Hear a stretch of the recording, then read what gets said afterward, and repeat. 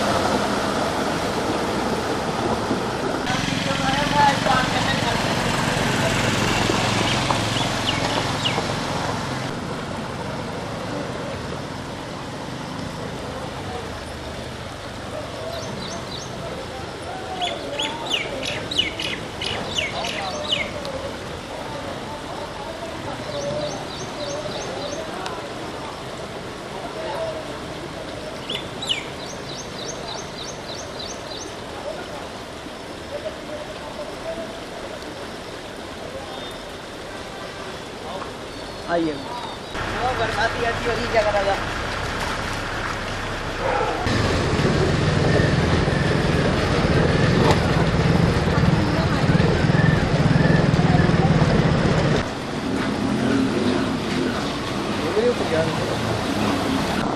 करना फोन बुलाएगा ना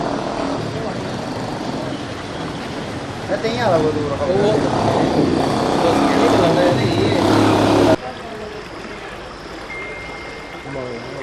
भैया बेटियां देखी है।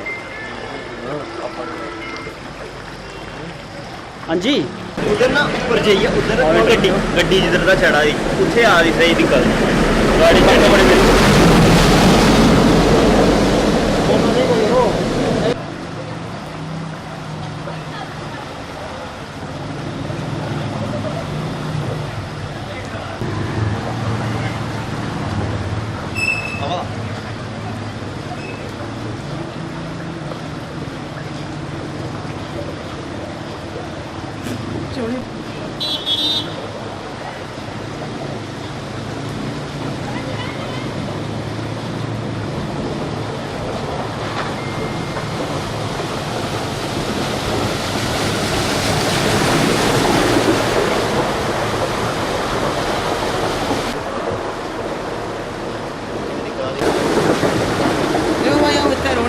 क्या पता था कल वो काम लगा आई नहीं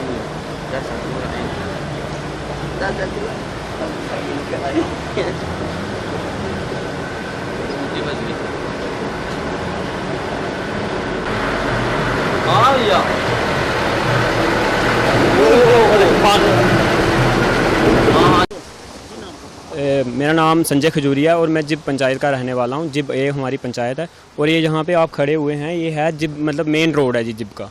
और ये जिब चौक पे आप खड़े हुए हो तो आप हालात खुद देख सकते हो। लगातार 2 दिनों से बारिश हो रही है तो ये मतलब रोड कम और ये तवी ज़्यादा नज़र आ रही है। लोगों को घर के अंदर पानी जा चुका है और आप ये मतलब हर एक बंदा इधर से गुजरता है। ऊपर रहने वाले लोग हैं, थाती है, मतलब मेन यही है जिब है।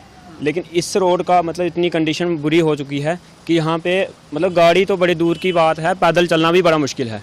भैया इस रोड के चक्कर में मतलब इतने पानी के चक्कर में आज तो मतलब स्कूल में मेरे को लगता नहीं है कि कोई भी बच्चा गया होगा, छोटे क्या बड़े क्या, मतलब कोई भी बच्चा आज स्कूल नहीं गया होगा इस रोड के चक्कर में। और आप देख सकते हैं कि इतनी बुरी हालत है रोड की। और रोड यहाँ पे तो दिख ही नहीं रहा है, रोड है कहाँ पे? ये मेन मतलब नाली बन चुकी है अब, मतलब पूरी की पूरी ऐसे तवी बन चुकी है। सर मांगना हम यही चाहते हैं कि और तो चलो मतलब गवर्नमेंट तो यही बोलती है कि हर घर में पानी, सड़क, ये वो, सड़क तो चलो नहीं आई है लेकिन पानी आ गया हर घर में। और इधर आप देखना चाहोगे अगर तो मतलब मेरे ख्याल से आगे पीछे अगर आप जाओगे तो हर घर में पानी पहुंच चुका होगा, ठीक है, दुकानों में पानी पहुंच चुका है। इधर आप मतलब किसी से भी पूछोगे हर एक के दुकान में पानी जा चुका है। भैया डर की बात यही है कि मैं भी देखो मैं सुबह 9 बजे मतलब दुकान पे जाता हूँ तो अभी मतलब कुछ 12 साढ़े 12 बज रहे हैं और मैं मतलब 12 बजे कोई घर से निकला था और मतलब मेरे को पौना घंटा निकल मतलब 10 जहाँ पे 10 मिनट का रास्ता है मेरे को पौना घंटा लग गया घर से इधर आते हुए। तो बाकी आप मतलब हालात खुद देख सकते हो इतनी बुरी हालात हो गई है कि मतलब हम मेरे को ये समझ नहीं आ रही कि हम कौन सी सदी में जी रहे हैं। हर घर में मतलब आजकल पहाड़ों तक में रोड पहुंच चुका है, और मतलब हमारे रोड की ये मतलब मेन रोड है, आप देखोगे अगर तो ये इसकी हालत आप खुद देख सकते हो।